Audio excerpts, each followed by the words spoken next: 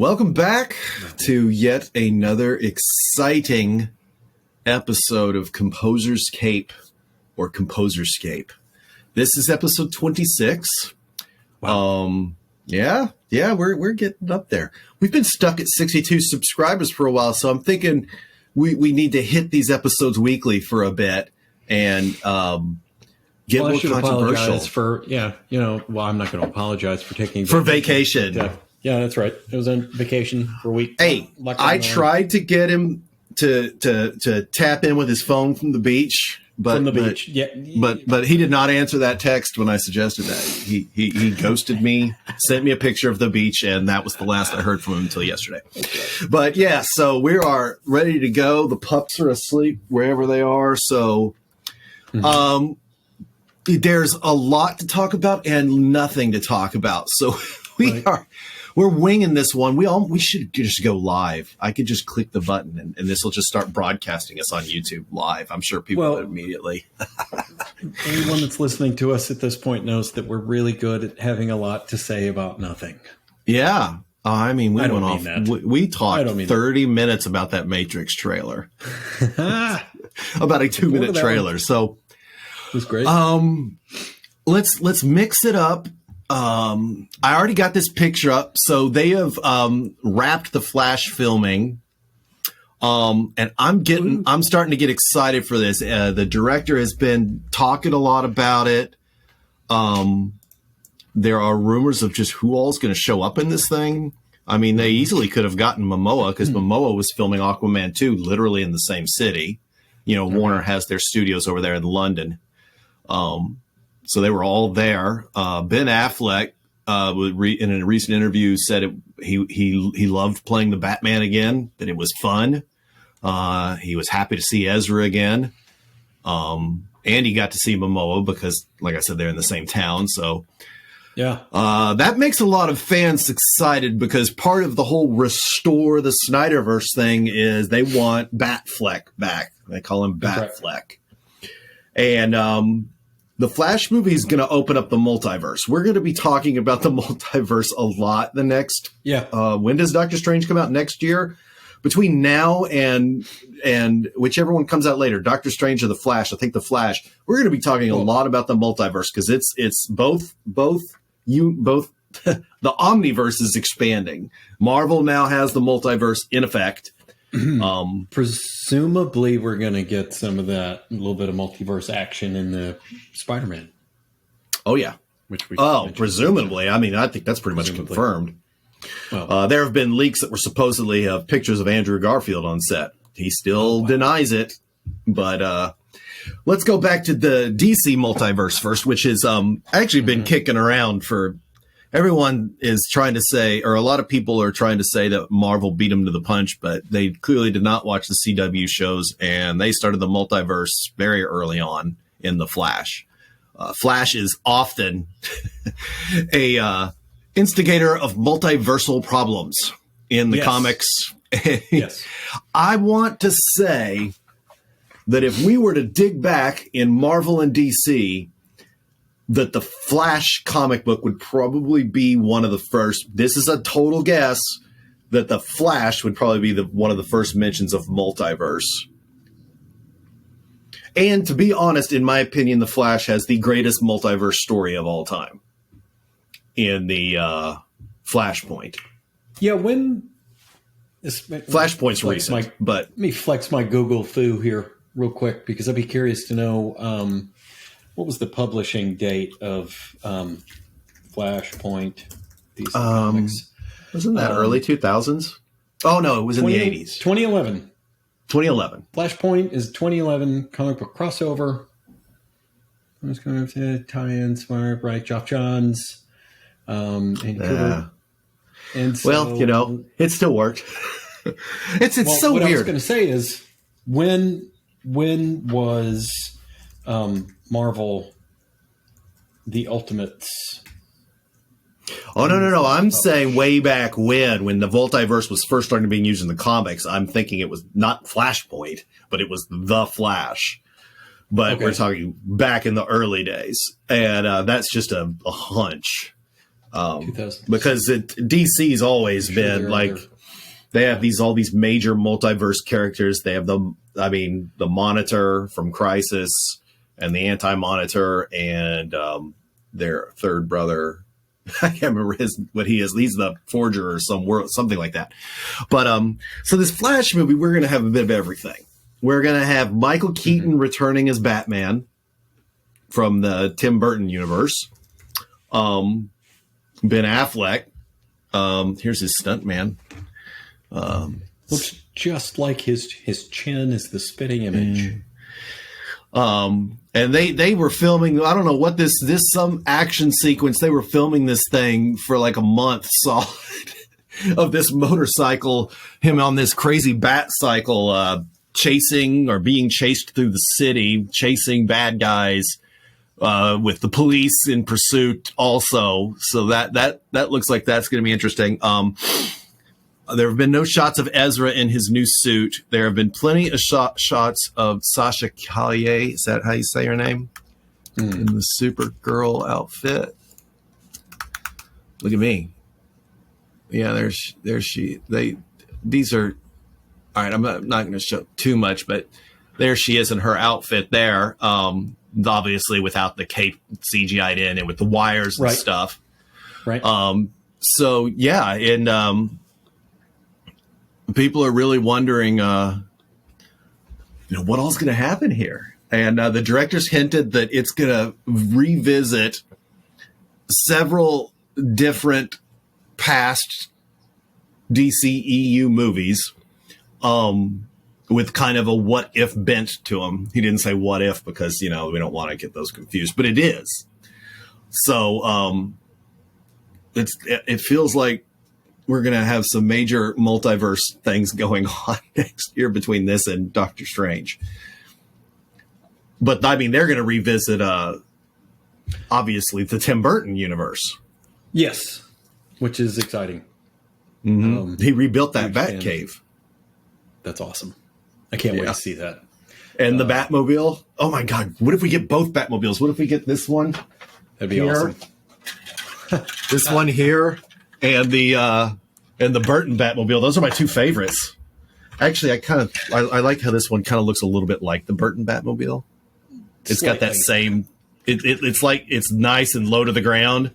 Yes, little wings there. The wings move in the movie. They don't on my toy though. That sucks. But yeah. So, why is it taking so many years to get a Flash movie? I don't know because he is possibly my favorite DC character. I think I've said that in the past. He's probably my favorite of the Justice League characters for several reasons. And Ezra and Zach handle him so well. I love that his very first scene in the true Justice League and Zack Snyder's Justice League is him being late for an interview because that's a quintessential Flash thing that he's the fastest man alive and he's always late for his regular world things. Well, it's a little bit like it's the Peter Parker syndrome. Yeah. Right? Because he's always getting held up by having to, a cat stuck in a tree or, someone was robbing a bank or, the police were trying to chase this guy. I had to stop and help. So, and he obviously can't tell anyone that. He's like, oh, by the way, I'm a superhero. I had to save the world. I'm sorry, I'm late. You'll be tickled to know. And again, this is just some very, very quick Google foo. This is an article. Who's this attributed to? Who's the author on this? You can go ahead and share it too. But this nice kind of chronological rundown. I have no idea how accurate this is. We'd have to vet this to see. But according to this person, The Flash, number 123, published in 1961, sort of introduced the idea of a multiverse where Barry Allen... was that how he met Jay Garrick, had a theory that both Earths, there was a second Earth, both Earths were created at the same time in two similar universes. They vibrate differently, which keeps they used that in the TV series, the vibrations. Flash of the world that would eventually come to be called Earth 2. The story introduced the core concepts behind what would later become formalized as the DC multiverse, as well as the swiftly abandoned idea that adventures on one Earth were chronicled in the comic books on the other Earth. Which, if I'm not mistaken, that was kind of that's been revisited several times. I think isn't it? I want to say this is the MCU, that it's canon that they often will mention Superman, implying that in the MCU there are the DC movies, comic books, and comic books and stuff. So yeah. Well, I mean, in the Watchmen, the DC comics do exist. Zack Snyder in that brilliant opening montage of the movie. There's a blink and you miss it moment where he explains why there's no Batman in that. I can't remember who it was.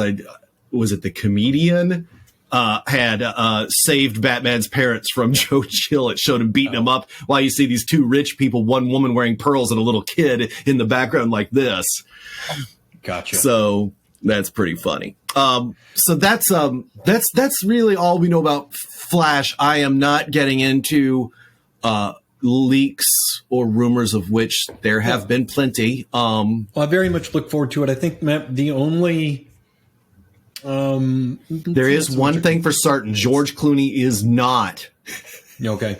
Well, he said it. He's like, I believe when you destroy a franchise that they ignore your existence from then on out. Right. Again, this isn't a complaint. It's just it's a divergence or departure in the movie, in the Zack Snyder verse, from the Flash's origins in the comics, which it's a little bit, it's not entirely different, but it's a little bit convoluted. I don't know how they'll kind of weave that together, if they'll even address it in this standalone Flash film through, pardon the irony, flashbacks in the movie. But the standard, the canon origin story for Barry Allen is that he was already a fairly brilliant, forensic scientist, and just working in the lab one night and had some sort of very specific combination of chemicals and things he was working with, hit by lightning. Well, voila. Yeah. And what I figured is, since he already had the vastly experienced Batman mixed with a just experienced Superman, which brings me to something about Man of Steel, a tangent I'll go off on. And the incredibly experienced Wonder Woman and Aquaman, he kind of moved everyone's origins around a bit, Yeah, a little bit. Which is fine. It's not a complaint. Barry was in school, so he would still have access to the same lab. Well, so I'm assuming here's what I was going to say. They don't say this implicitly in the Justice League, but you get the impression that Barry has been a sort of, amateur, so to speak, criminologist, forensic investigator for most of his life up until that point, because he's been struggling to try to figure out. Also, he's been doing the Flash thing for a while. Even in the non-air cut of Suicide Squad, you see the Flash capturing Captain Boomerang. Did I miss that? I must have missed that. Okay. I think that scene was probably longer in the real version that hopefully they will give us soon. Okay. But yeah, so the thing I was going to say about Man of Steel, and it's actually brilliant, and I had never really thought about it until someone just said it offhandedly. Everything that happens in that movie, Batman becomes Batman, and we got to assume it's this way with Affleck's Batman too. He becomes Batman and has a good run of just fighting the mob and regular criminals until the Joker shows up, and that's his first supervillain, right? Mm-hmm. That does not happen for a while. Well, Superman, on the first day he puts on the cape, on day one, Superman, Man of Steel, he's been Superman for like 1 or 2 days. Right. All of that happens in that period of time. He puts on the cape, goes to face Zod immediately. Sure. Yeah. Fights Zod in Smallville. And after that fight comes up with the idea. So maybe there was another day, but he's day one on the job. So when he gets put in the situation in the train station, he has no experience. You can tell by the fighting styles that Zod is the superior fighter, and Superman is only able to contend with him. Like, he's throwing haymakers and he's constantly getting, every time he throws a punch, Zod's blocking it. That scene with the car park where the cars are all falling in the background, they're fighting in the street, and Zod's blocking everything. Superman looks like he's in a bar fight. Yeah. And then by the end of the movie, he has him, but he has no experience on how to get out of that situation without killing him. By the time you get to Batman v Superman, he does. And he even saves Lex Luthor's life right after Lex Luthor creates Doomsday. Doomsday's about to punch Lex Luthor, and Superman stops the punch. That's right. And people say that Zack Snyder doesn't understand Superman because he made him a little bit more real and less. And I don't think he's that idealized. I don't think he's not. I mean, the Clark that Henry Cavill portrays has doubts, but he always thinks he's going to do the right thing, even if it costs him his own life. But that is my Man of Steel talk. It is still, to me, the greatest comic book movie ever made. Okay.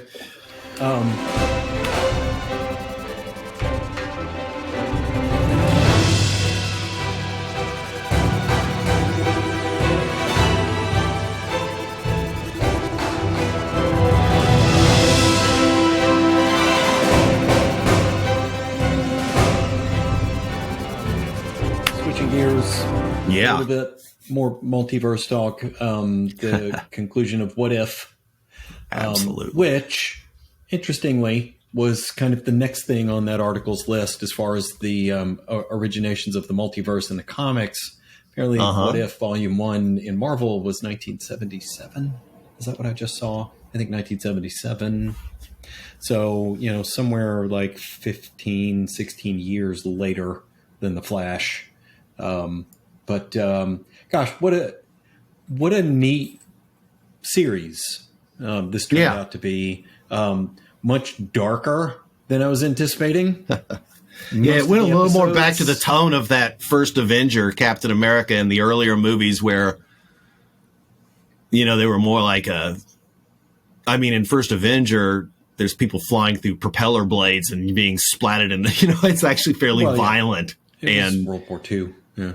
And they got, Steve Rogers dying at the end. Well, kind of, not really dying, but going in the ice. Yep. Yeah, but from the moment the Doctor Strange episode happened, this thing took a turn until they gave us Party Thor, and then it turned right back. I believe Tony Stark died more times than any other character in the run of this season. As a matter of fact, he died in every episode he was in except for one. Huh. I didn't realize that. Last episode when he shows up with, which apparently that episode was supposed to be this season, the one with Gamora and Tony Stark and, what was that world? Nilfgaard? Something like that? Nilfla something or other? Where they were making the Infinity Gauntlet when the Watchers showed up and said, "Not you, Stark," and took Gamora with him. Yeah. Do you notice Gamora was wearing Thanos' armor? I didn't. I'm pretty sure she was wearing like Thanos' gold armor. Huh. But yeah, so these, and I think what we're getting to is, and they hinted at it in the Doctor Strange episode, when he became so powerful, he saw the Watcher.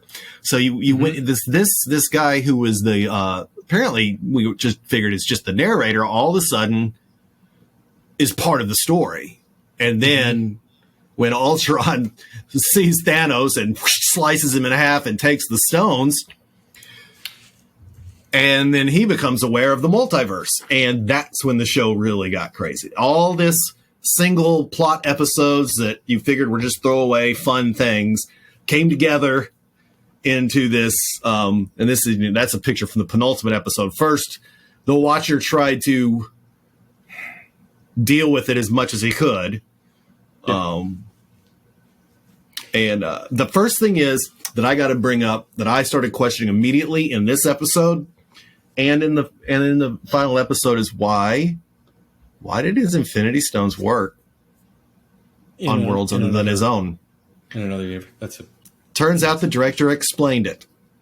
The director explained it that he used the stones to power his suit himself. Mm-hmm. And second, he was literally punching holes in the multiverse. So it was all big one universe soup. Therefore, the stones worked everywhere.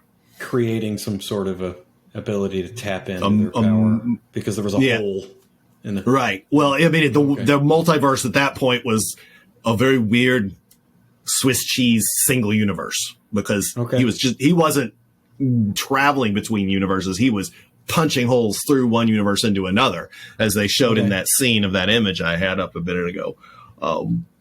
So he was going between universes. Also, the universes kind of look like the mirror dimension, don't they? Where the Watcher is. Which one? This in between dimension. Yeah, that kind of reminds me a bit of, because the mirror dimension would be a pocket universe, right? I suppose.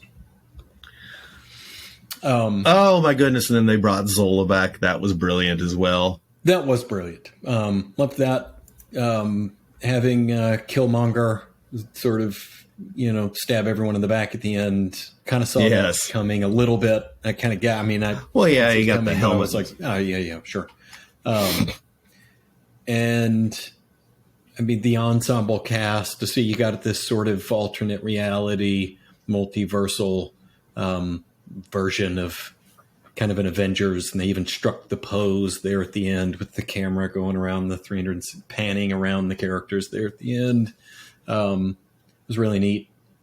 I only had one problem. I just got another thing. Oh, go ahead. Only had one bone to pick with the entire thing, which is, I guess, in our universe or whichever reality it was, I guess it's still an alternate reality. Apparently, the Black Widow had been taking archery lessons from Hawkeye for years, I guess. I mean, how did she make that shot? Well, maybe it's not Hawkeye. Maybe it's the arrows.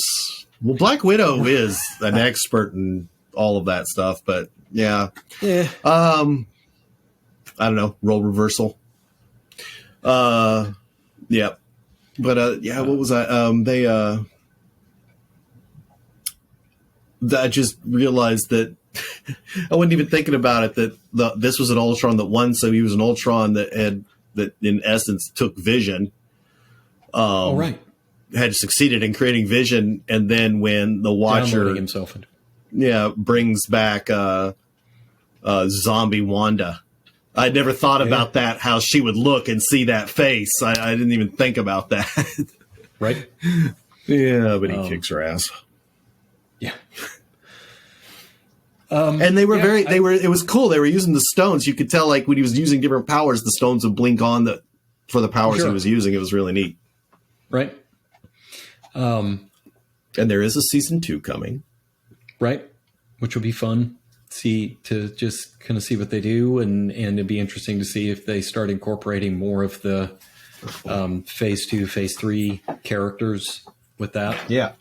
Yes. We see a sort of alternate Falcon and Winter Soldier, or Pym, Tech, Ant-Man. Of course, he was in one of these, right? As the Yellow Jacket. He turned out to be the assassin in the whichever episode this is, episode 2 or 3.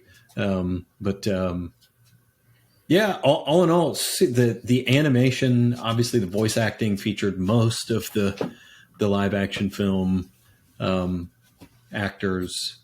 And then the voice actors they got for, like, Parker and Tony Stark were pretty good.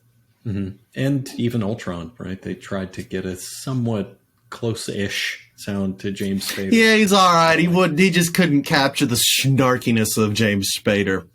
Right. All right. But I loved it. I think it was a good show. Enjoyable. Was it as engrossing as your Loki or your WandaVision, where you were like, oh, it's on this week. No, I would watch it every week because if you didn't, Twitter spoilers were just too much because names of characters that were in it would trend and you would, I need to watch it before. Otherwise, I'm going to start figuring it out without even seeing it. But yeah, it was most memorable character part or aspect of the show. I definitely have one. For me, it was Paul Rudd's Ant-Man head in a jar, like something in Futurama.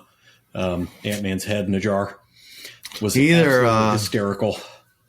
The zombie pretty much every time Benedict Cumberbatch was on screen. Yeah. Well, his voice anyway. The fact that he did it. The Doctor Strange episode was probably my favorite episode. Yeah. Sure. But other than that, Party Thor and his interactions with his mother. That was literally, oh my God, I have 1 hour to clean up the world before my mom gets here. Yeah. So yeah, that was pretty great. Yeah, I would be excited to see some of these with Shang-Chi and Awkwafina's character and more Wong. Wong was not there. If there's one thing you can say about any Marvel movie or show is it never has enough Wong. It never has enough Wong. But yeah, so that actually probably got me more stoked for the Spider-Man and Doctor Strange movies than the trailers would. It's like, oh, this is all leading to that. But yeah, so that was What If. Really, really fun. The animation was really cool. It looked like cell animation. It was very CG, but it very from the very first episode comic book looking. Mm-hmm. Loved it. Modern comic book looking, yeah. Uh-huh. Now I want to see him kind of do a Justice League animation with that style. That would be great. There'd been a good Justice League series. It's the first time in a few years. This is going to sound really, really niche, not off topic, but I mean, from both DC Comics and Marvel Universe. Don't know what the reason is behind this, but historically, DC's animated features have dwarfed and embarrassed Marvel's attempts at any kind of animated feature. Because there have been several animated feature film for Batman, Justice League, Superman, the Red Hood, the Batman film. Yeah, Flashpoint. Red Hood. Flashpoint was excellent. The Batman and the Red Hood was outstanding. The Dark Knight Returns, the two-parter. Yeah. Well, I mean, and that's a lot of that has to do with a guy named Jay Olivia. That's Oliva, right. And he worked closely with Zack Snyder on just the Justice the League as values, well. The and he's doing a Norse mythology animation. Mm-hmm. Of those films. Okay, and if you can't think of an animated Marvel feature. Yeah, I tried to watch some of those because there really aren't any, and the ones that they have attempted to do in the past are just terrible. The animation is awful. It looks like although they did create one of the most famous. They have created one of the quintessential Wolverine memes with him sitting in bed looking at the picture in his outfit for some reason. He's like laying in bed with his outfit on. It's like, okay there, Logan, great. But yeah, Jay Oliva did a lot of my favorites. He did, let's see, he did, now here's some Marvel ones we might check out because he worked on them. He did the Invincible Iron Man, Doctor Strange, the Sorcerer Supreme, Next Adventures. He did Flashpoint.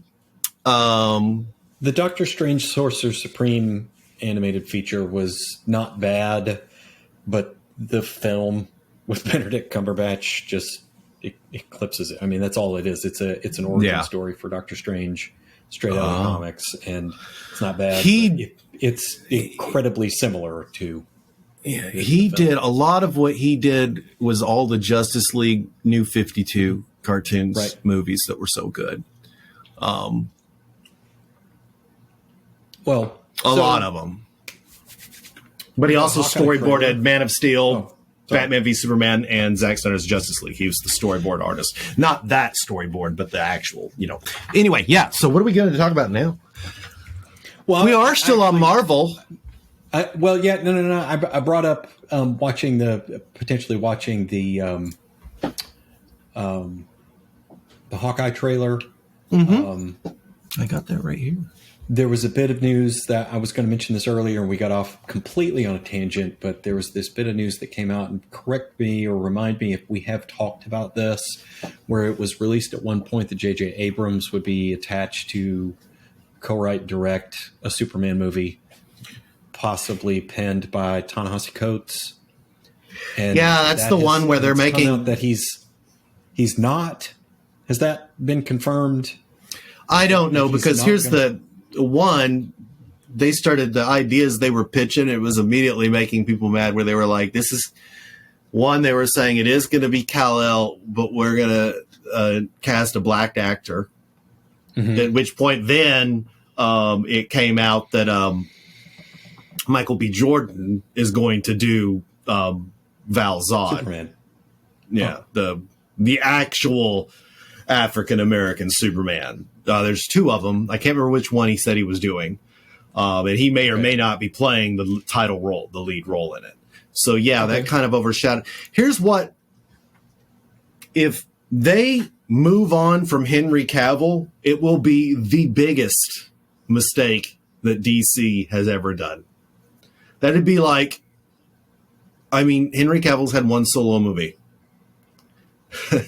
If they don't make a Man of Steel 2, whether or not it's with Zack Snyder, if they don't bring back Henry Cavill, we're going to be looking at another 10 years before we get another Superman movie. This is what, and I think I may have mentioned this previously. I apologize if this is kind of rehashing or rebooting. As far as multiverse and potentially in Flashpoint, the possibility of getting a Brandon Routh Superman making a brief appearance in that movie. Has that been rumored? I haven't heard that. You haven't read anything about that? Okay. Mm-mm. Because I thought I had come across something about that, but that's all right. As long as they bring back Dean Cain for like anything, I'm happy. Dean Cain can go away. But so yes, let's talk about this Hawkeye show, which at first, I'm kind of reticent. I'm surprised. Jeremy Renner is one of those that tends to get in trouble. I can't remember what it was. It was something with his ex. Negative press. Speaking of negative press, let's just go ahead and bring it up. But Latita Wright, is that how you pronounce her name? Is it Latita or Laita? I can't remember. Shuri has apparently been on set of Black Panther 2 spreading all her anti-vax stuff. So I would not be surprised if she is not the next Black Panther and that she's getting nothing but bad press. So also... Yep. I'm surprised at that, really. But, back on the good press. So this trailer dropped a while back, and I was like, I'll check it out. Because like I said, the Hawkeye thing, what you were talking about with Black Widow shooting the arrow pretty much just made Hawkeye the most worthless Avenger if she could do it. Hawkeye really is always been like Green Arrow light to me. It's just not a character I got terribly excited about. The Green Arrow was interesting. Like, he's the vigilante. He's not, he's the Robin Hood type. And I always felt like that was the superior archer in the comic books, but I guess I'm more of a DC guy. But that being said, this trailer looks great with a very diehard feel to it. Before you play the trailer, I'm going to point this out. And I know there's been some articles that have circulated around about this, and I have no idea how much of this material they're going to incorporate into this show. And I hate to spoil any of the plot for anybody, but there is an excellent Hawkeye story published that came out in issues, but you can get the collected volume now. It's simply titled Hawkeye. Matt Fraction It's the guy that wrote the story. David Aja. I think one of the main illustrators on this, but fantastically entertaining story. I think it is based on something. I read some sort of blurb from a director that it's based on. And if you haven't read it, I feel like I started it a couple of years back and didn't finish it, and since got it back out and started to reread it, and I've just about finished it. But it's about, I think they all said and done with, the complete collected volume it's like 500 pages, but the first like 2/3 of it is amazingly entertaining. About basically kind of what you're talking about, which is, Hawkeye's like kind of vigilante, regular dude. What does he do when he's not saving the world with the Avengers? Right? What does he get up to? And the kinds of things he's doing. And, he's kind of doing side jobs for S.H.I.E.L.D. and sort of taking down mobsters, right? Like, Russian criminal gangs and getting into trouble. And it really integrates this character, this Kate Bishop character, who's like one of the young Avengers cast of characters that they're going to slowly integrate and bring onto the scene over the next couple of years with Miss Marvel, Kate Bishop. Who am I leaving out? Ironheart, right? The young sort of Tony Stark protege. Oh my God. There's some others. Incels. Stupid white men, fanboy, or dude bros, that Marvel posted the thing about the She-Hulk, and someone scooped up all the dude bro comments complaining about why they're making the Hulk a woman, knowing that She-Hulk is an actual freaking character. Has been for decades. Dude bros are everywhere now. The internet has given to the rise of the dude bro. I want to see Superman versus the dude bros. Let's just make that a comic or a cartoon or something. He took on the KKK. There's not much difference. All right, that was my semi-political statement, but it's not a lie. It's not a lie. All right, so dude bros. We need to get the dude bros out. All right, they're going to say the same thing about Ironheart. These are the same people that review Captain Marvel. What about the Hawkeye trailer? Let's look at it. We're going to say, you want to save it? You want to watch it? Let's watch it. Okay. Let's see. Let's see if this is. This is the first Christmas we've had together in years. I love you guys. I'm making up for some lost time. Here's the musical. Authorities are wondering if the masked vigilante who terrorized the city's underworld is back. The past has caught up with me. Ronan. Should we be worried? No, it's nothing. Turns out it's I'll going to be for Echo. Christmas. I promise. I'm pretty sure they're introducing Echo. I have also heard that Kingpin is the villain in this. I made a whole lot of enemies. You're a Hawkeye. Who the hell are you? Some people have actually called me the world's greatest archer. Are you one of those people? It's the most wonderful. Hey, babe, I should be back in a day or two. Hang on a second. With the kids jingle belling and everyone telling. Things have gotten more complicated. It's the most wonderful time of the year.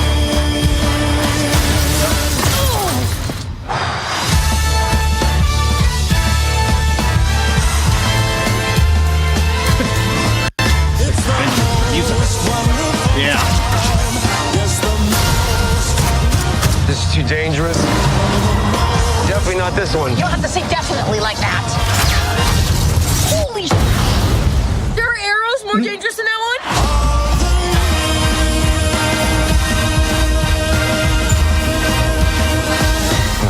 It's just some Christmas.